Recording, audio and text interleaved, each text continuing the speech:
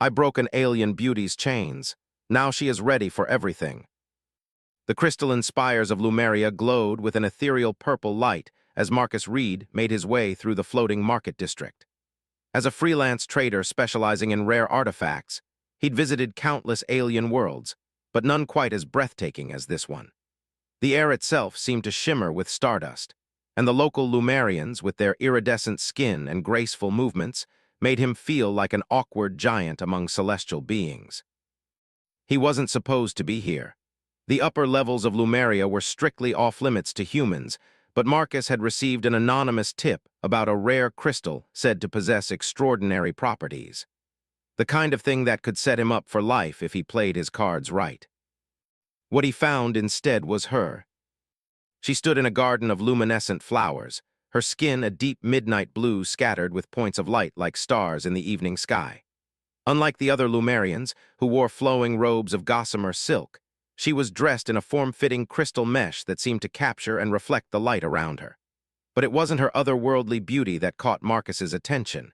It was the golden chains wrapped around her wrists, nearly invisible but unmistakably there.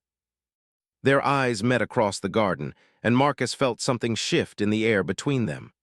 Her eyes were like liquid silver, and they held a depth of sadness that made his heart ache. "You shouldn't be here, human," she whispered, her voice carrying across the space between them like music. "This section is forbidden to your kind." Marcus took a careful step forward. "I could say the same about those chains. They seem a bit out of place in all this beauty." A bitter smile crossed her features. "Beauty can be its own prison. I am Nyx, and I am to be bonded to the High Sentinel tomorrow at dawn." "Bonded," Marcus frowned. "You mean married?" "I mean enslaved," Nyx replied, her star-flecked skin dimming slightly. "My father's political ambitions require a sacrifice, and I am to be it." Marcus had seen enough of the galaxy to know that some traditions weren't worth preserving. The way Nyx's chains caught the light made his blood boil. He'd come here looking for a precious crystal, but he'd found something far more valuable, someone who needed help. "What if you had a choice?" he asked, moving closer. The garden's bioluminescent flowers pulsed gently around them, as if responding to the tension in the air. Nyx's silver eyes widened. "Choice is a luxury I've never known." She glanced over her shoulder where distant voices could be heard approaching. "You should leave before the guards find you. They're not known for their mercy toward trespassers." Instead of retreating, Marcus stepped forward and reached for her chained hands. "I may not be from your world, Nyx, but I know what it's like to be trapped. Let me help you." She studied him for a long moment, her stellar skin shimmering with uncertainty. "You don't understand what you're offering. The High Sentinel's reach extends across 3 star systems. There would be nowhere to hide." "I'm pretty good at hiding," Marcus smiled, already working on the chain's complex lock with tools from his belt. "And I know places even your High Sentinel has never heard of." The voices grew closer. Nyx's breathing quickened, her skin flickering like a starfield in flux. "If we're caught, then we'll deal with it together," Marcus promised, feeling the lock give way under his fingers. The golden chains fell away, dissolving into sparkles of light that scattered on the breeze. Nyx stared at her bare wrists in wonder, then back at Marcus. In that moment, something passed between them, understanding, trust, perhaps even the first spark of something more. The garden's entrance burst open, revealing a contingent of crystalline-armored guards. Their weapons hummed with charged energy, ready to fire. "Time to go," Marcus grinned, grabbing Nyx's hand. "Trust me." Her answer was a squeeze of his hand and a smile that lit up her entire being. Together, they ran toward the garden's edge, where Marcus's hidden ship waited in the shadows of the floating islands. Behind them, alarms began to wail across the Crystal City, but Marcus couldn't help feeling elated. He'd come to Lumeria seeking treasure and instead found something far more precious, a chance to change someone's destiny, and perhaps his own in the process. As they reached his ship, Nyx turned to him, her silver eyes bright with a mixture of fear and excitement. "You do realize you've just committed a crime punishable by crystallization." "Wouldn't be the first time I've done something stupid for the right reasons," Marcus replied, helping her aboard. Though I have to admit, this might be my most spectacular mistake yet. Or perhaps, Nick said softly as the ship's engines hummed to life, it's the first right thing either of us has done in a very long time. Marcus's ship, the Starweaver, sliced through the violet clouds of Lumeria's atmosphere, leaving trails of iridescent vapor in its wake. In the co-pilot's seat, Nix watched her homeworld shrink beneath them, her star-flecked skin reflecting the glow of the navigation panels. "I've never been beyond the upper city," she admitted, pressing her hand against the viewport. "Father said it wasn't proper for someone of my station to mingle with the lower realms." Marcus glanced at her as he plotted their escape route. "And what do you think about that?" "I think," Nix said slowly, her silver eyes tracking the movement of patrol ships in the distance, "that there's more beauty and freedom than in any crystal palace." The ship's sensors blared a warning. 3 Lumerian vessels had broken from their standard patrol routes and were now moving to intercept. Marcus cursed under his breath and pulled the Starweaver into a steep dive. "They're not going to make this easy, are they?" he muttered, his hands dancing across the controls. The ship responded like it was part of him, weaving between the floating islands that dotted Lumeria's sky. Nix leaned forward, her midnight blue skin pulsing with nervous energy. "The patrol ships are equipped with crystalline nets. If they catch us, we'll be frozen in temporal stasis." "Good thing I'm not planning on getting caught then," Marcus grinned, though his eyes remained focused on their pursuit. He guided the Starweaver through a narrow gap between 2 islands, scraping paint off the hull but losing one of their pursuers in the process. "You're either very brave or very foolish," Nix observed, though there was warmth in her voice. "Can't I be both?" Marcus banked the ship hard, using a larger island's gravity well to slingshot them toward the outer atmosphere. "Besides, I couldn't leave you there, not after seeing those chains." Nix fell silent, her fingers unconsciously tracing where the golden bonds had been. "The High Sentinel believes that beauty should be contained, preserved like a perfect crystal. He's spent centuries collecting rare things, keeping them in stasis so they never change, never fade." "That's not preservation," Marcus said firmly, his jaw tightening. "That's prison." A blast of energy from one of the pursuing ships clipped their wing, sending the Starweaver into a spiral.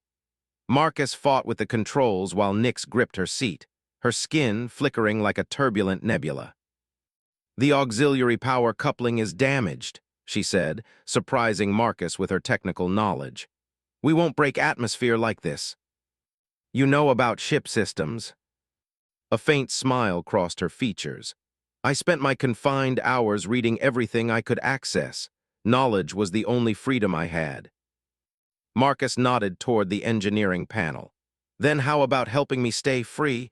We need to reroute power from the secondary systems." Working together, they managed to stabilize the ship. Nix's fingers moved across the controls with surprising precision, her inherent connection to crystal technology proving invaluable. As the last pursuer fell behind, lost in the atmospheric interference, Marcus found himself watching her more than the stars ahead. "We did it," Nix breathed, her silver eyes wide with wonder as they broke through into open space. "We're actually free." "Not quite yet," Marcus cautioned, already plotting a jump to hyperspace.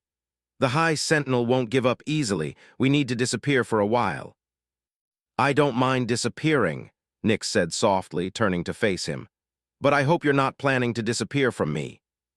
The question in her voice made Marcus's heart skip.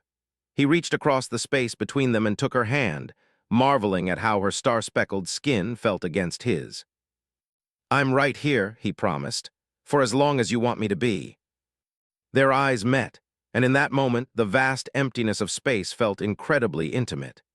Nix's skin glowed with points of light that seemed to reach out toward him, like stars seeking connection. "The High Sentinel once told me that humans were beneath us," she murmured, "that their brief lives made them incapable of understanding true beauty." Her free hand reached up to touch Marcus's face. "But he was wrong. You saw me as more than just something beautiful to possess. You saw me as someone who deserved to be free." Before Marcus could respond, the ship's proximity alerts blared again. A larger vessel had just emerged from hyperspace, the High Sentinel's personal flagship. "Hold that thought," Marcus said, reluctantly pulling away from her touch. "We've got company." Nix's expression hardened with determination. "Then let's show them what freedom really looks like." As Marcus prepared the ship for another desperate escape, he couldn't help but smile. He'd spent his life trading in precious things, but nothing had ever felt as valuable as this moment, with a star-skinned princess choosing to fight for her freedom by his side. The trading outpost of Haven floated in the perpetual twilight of a binary star system, its hodgepodge of ships and structures creating a metallic maze of possibilities. Marcus guided the Starweaver through the crowded docking lanes, keeping to the shadows where possible. "Home sweet home," he said, powering down the engines. "Well, one of them anyway. I try not to stay in one place too long." Nix stood at the viewport, her midnight blue skin reflecting the dual starlight. After 3 days of narrowly avoiding the High Sentinel's pursuit, they'd finally found a moment to breathe. "It's beautiful," she whispered. "So different from Lumeria's crystal perfection, this place feels alive." Marcus watched her take in the sight, struck by how she managed to find beauty in what most would consider a shabby port. Her natural radiance had dimmed slightly to match the station's muted lighting, but points of light still danced across her skin like distant galaxies. "We should be safe here for a while," he said, running a system check. "I know some people who can help us disappear into the outer territories." Nix turned to face him, her silver eyes holding a question. "And then what becomes of us?" The word "us" hung in the air between them, heavy with possibility. Before Marcus could respond, the ship's comm system crackled to life. "Marcus Reed," a familiar voice drawled. "I heard you picked up some interesting cargo on Lumeria." "Jasper," Marcus sighed, reaching for the comm. "I should have known you'd catch wind of this. Hard not to when there's a bounty big enough to buy a small moon on your head." There was a pause. "Want to discuss it over drinks? The usual place." Marcus glanced at Nix, who nodded slightly. "Give us an hour." The bar was tucked away in Haven's lower levels, where the artificial gravity fluctuated just enough to make the cheap liquor float in its glasses. Jasper, a weather-beaten smuggler with cybernetic eyes, watched Nix with undisguised fascination. "You certainly know how to pick 'em," he said, taking a sip of his floating drink. "Half the sector's looking for you too. The High Sentinel's offering crystalline technology that would make a pirate king blush." "I'm not cargo to be traded," Nix said firmly, her skin pulsing with barely contained anger. Jasper raised his hands in surrender. "Never said you were, Your Highness, just stating facts, though I am curious why a Lumerian noble would choose to slum it with the likes of us." "Because here I can choose," Nix replied. Under the table, her hand found Marcus's. "On Lumeria, everything is preserved, perfect, unchanging, but life isn't meant to be preserved, it's meant to be lived." Marcus squeezed her hand, feeling the warmth of her star-touched skin. Jasper's cybernetic eyes whirred as they focused on the gesture. "Well, isn't that something?" the smuggler mused. "You're actually falling for each other." Before either could respond, the bar's entrance slammed open. 3 figures in crystalline armor stepped through, their weapons already drawn. "Down!" Marcus shouted, pulling Nix under the table as energy bolts shattered the floating glasses above them. Jasper was already moving, his cybernetic eyes glowing as he activated the bar's security measures. "Back exit," he called over the chaos. "I'll hold them off." Marcus and Nix ran, hand in hand, through the bar's kitchen and out into Haven's twisting corridors. Behind them, the sound of combat faded into the station's ambient noise. "They found us," Nix panted as they ducked into a maintenance shaft. "I'm putting you in danger just by being here." Marcus pulled her close, pressing his forehead against hers. "I chose this. I chose you." Her skin brightened at his words, stars dancing across her features. "Why, you barely know me." "I know enough," he said softly. "I know you're brave enough to leave everything behind for a chance at freedom. I know you see beauty in places others overlook. I know that when you smile, it's like watching a star being born." Nix's breath caught. Slowly, she reached up to trace the line of his jaw. And I know that you're the first person who's ever seen me as more than just a beautiful thing to be owned, who's made me feel like I could be more. The maintenance shaft's dim lighting seemed to fade away as they drew closer together. Marcus could feel the gentle pulse of her skin, like a heartbeat made of starlight. "The High Sentinel will never stop hunting us," she whispered against his lips. "Then we'll keep running," Marcus replied, "together." Their first kiss was like touching a live wire. Energy seemed to flow between them, Nyx's stellar skin blazing with light that wrapped around them both. For a moment, they weren't a human trader and an alien princess on the run. They were simply two souls who had found each other in the vast emptiness of space. The moment was broken by the sound of boots on metal. The hunters were getting closer. "Come on," Marcus said, reluctantly pulling away. "I know somewhere safer." As they disappeared deeper into Haven's labyrinth, Nyx's skin continued to glow with an inner light that had nothing to do with her biology and everything to do with the way Marcus made her feel. They were fugitives, yes, but they were free, and they were falling in love. The Starweaver drifted silently through the crimson nebula, its hull reflecting the swirling clouds of red stardust. In the ship's small observation deck, Nyx sat curled against Marcus, her stellar skin poolsing in harmony with the cosmic display outside. "The nebula interferes with their tracking systems," Marcus explained, running his fingers through her star-speckled hair. "We should be safe here for a while." "Safe," Nyx repeated softly. "I never felt safe in the Crystal Palace, even with all its guards and shields, but here with you." Her skin brightened, sending patterns of light dancing across Marcus's face. Their moment of peace was interrupted by an urgent beeping from the ship's console. Marcus reluctantly pulled away to check it, his expression darkening as he read the message.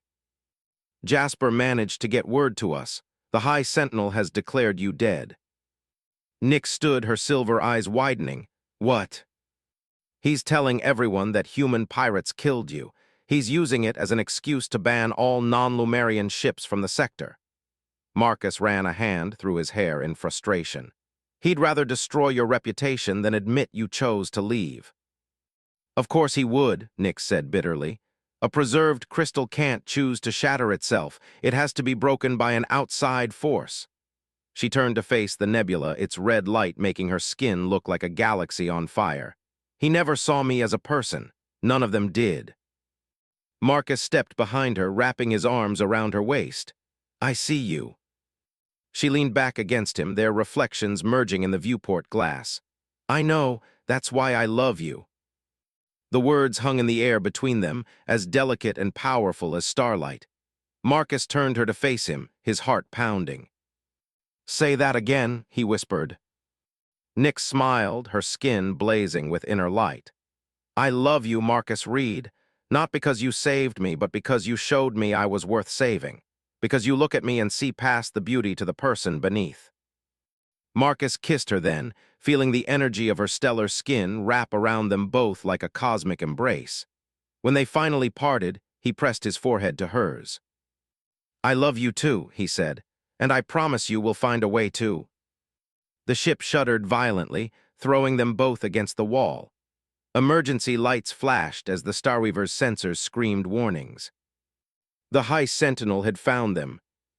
The Starweaver burst from the nebula's cover, pursued by 3 crystalline warships. Their weapons' fire turned the red stardust into brilliant explosions, each blast coming closer than the last. "We can't outrun them forever," Nyx said from the co-pilot's seat, her hands flying over the controls with practiced ease. "The nebula was our last hiding place." Marcus nodded grimly. "Then maybe it's time we stopped running." Her silver eyes met his. "What are you thinking?" "Something stupid," he admitted. "But I'm tired of letting him control our story. If we're going to end this, let's end it on our terms." Nyx's skin pulsed with understanding. "You want to face him directly." "We send him a message. Challenge him to meet us, one ship to one ship.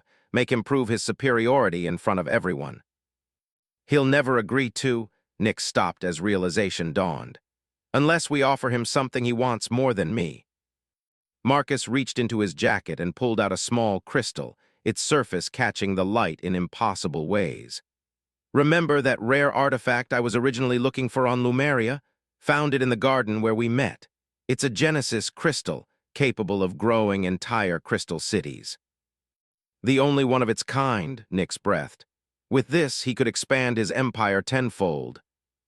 Exactly, so what do you say? Want to bet our future on one last crazy gamble?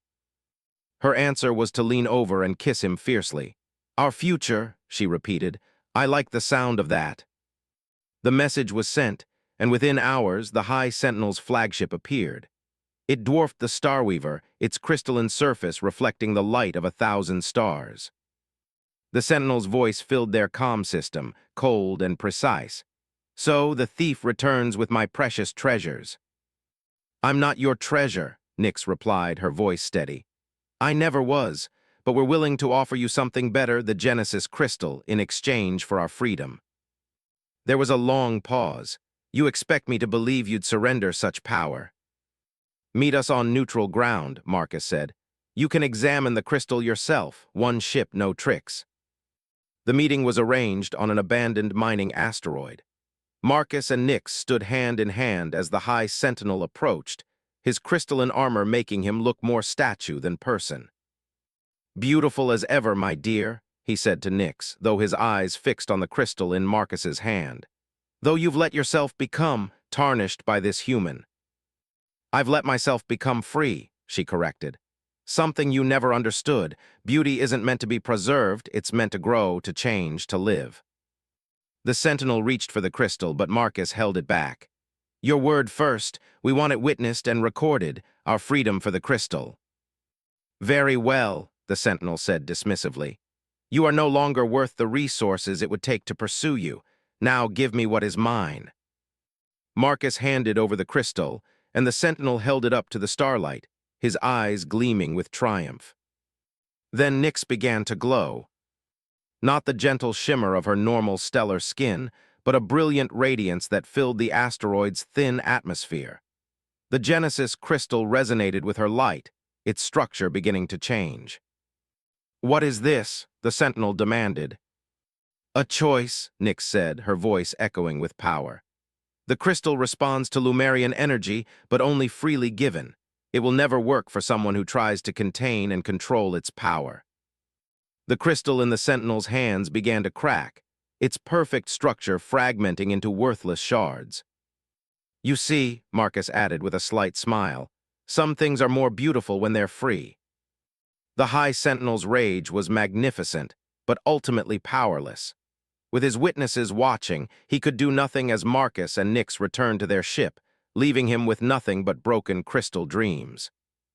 Later, as the Starweaver carried them toward new adventures, Nyx curled into Marcus's arms in the pilot's seat. Where should we go now? She asked, her skin creating constellations in the dimmed cockpit. Marcus smiled, touching his forehead to hers. Anywhere we want, that's what freedom means. Together, she whispered. Always, he promised, and kissed her as their ship carried them into the endless possibilities of space, where love could flourish as wild and free as the stars themselves.